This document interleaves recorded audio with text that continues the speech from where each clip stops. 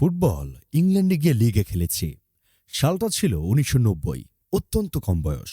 পয়সা দিয়ে নিয়ে যেত খেলার জন্য। খুব ভালো ইনকাম। ভাইরে, আপনাদের এই কালজয়ী ডায়লগটার কথা মনে আছে? এই অবিস্মরণীয় ডায়লগটা দিয়েছিল তারেক মনোয়ার। উনি সারাক্ষণ অ্যাটম চাবান আর চাপার জোর বাড়ান। উনার পর বাংলাদেশি হিসেবে আরও একজন ইংলিশ লিগে সুযোগ পেয়েছিলেন। উনি হলেন জাইমা রহমান। এখন জাইমা রহমান ১৯৯০ সালে খেলার সুযোগ পেয়েছিলেন কিনা আমার জানা নেই, কারণ তারেক মনোয়ার ৩ বার অক্সফোর্ডের শ্রেষ্ঠ টিচার হিসেবে নির্বাচিত হয়েছিলেন ১৯৯০ সালে। বিল গেটসের সাথে তারেক মনোয়ারের দেখা হয়েছিল ১৯৯০ সালে। স্যামসাং কোম্পানির মালিক মিস্টার স্যামসাং, উনার সাথেও দেখা হয়েছিল ১৯৯০ সালে। এখন পাবলিক সমালোচনা করছে জাইমা রহমানও কি তারেক মনোয়ারের মতো ১৯৯০ সালে ইংলিশ লিগে সুযোগ পেয়েছিল কিনা সেটা নিয়ে।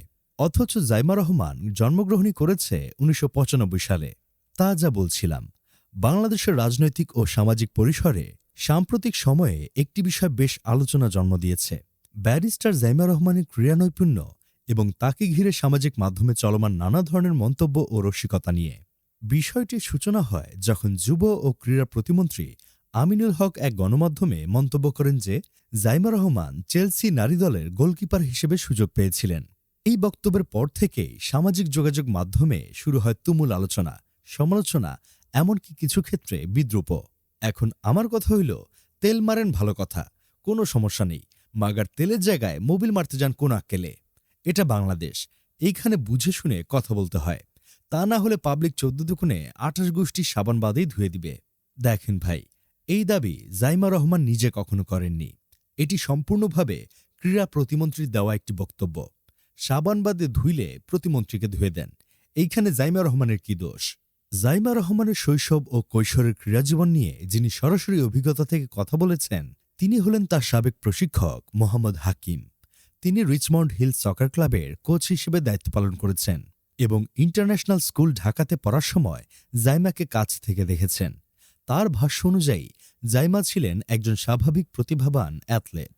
ফুটবল, সাঁতার এবং দৌড় সব ক্ষেত্রেই তার পারফরমেন্স ছিল অসাধারণ। বিশেষ করে গোলরক্ষক হিসেবে তার দক্ষতা ছিল চোখে পড়ার মতো। কোচ হাকিম স্মৃতিচারণ করে বলেন, জাইমা শুধু প্রতিভাবানই ছিলেন না, বরং তার মধ্যে ছিল কঠোর পরিশ্রম করার মানসিকতা এবং নিজের সীমা ছাড়িয়ে যাওয়ার এক অদম্য ইচ্ছাশক্তি। দৌড় প্রতিযোগিতার ছেলেদের পেছনে ফেলে এগিয়ে যাওয়ার ঘটনাও তিনি উল্লেখ করেছেন। এই অভিজ্ঞতা থেকে তিনি মনে করেন আন্তর্জাতিক পর্যায়ের কোনো ক্লাব থেকে সুযোগ পাওয়ার মতো সামর্থ্য ছিল জাইমার।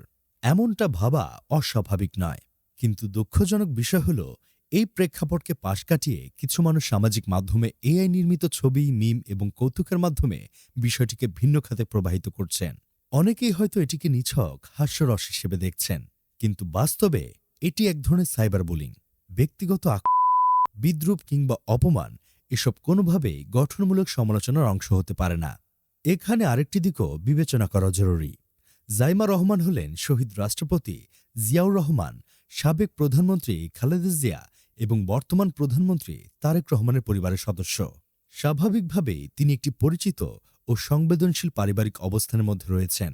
তাই তাকে ঘিরে যে কোনো মন্তব্য করার সময় ন্যূনতম শালীনতা ও দায়িত্ববোধ থাকা উচিত। যাই হোক, শেষমেশ আমি গোলাম হোসেন একটা কাজের কথা কই। প্রত্যেক মানুষের জীবনে নানা অধ্যায় থাকে, কিছু আলোচিত, কিছু অজানা, কিন্তু সবকিছু নিয়েই জনসমক্ষে ঠাট্টা বিদ্রূপ করা বা বিকৃতভাবে উপস্থাপন করা সভ্য সমাজের লক্ষণ নয়। সমালোচনা হোক তথ্যভিত্তিক, যুক্তিসঙ্গত এবং সঠিক ব্যক্তিকে কেন্দ্র করে। জাইমা রহমানকে ঘিরে যে বিতর্ক তৈরি হয়েছে, তা থেকে আমাদের অন্তত এই শিক্ষাটি নেওয়া উচিত, ব্যক্তিকে নয়, বক্তব্যকে বিশ্লেষণ করা বেশি গুরুত্বপূর্ণ।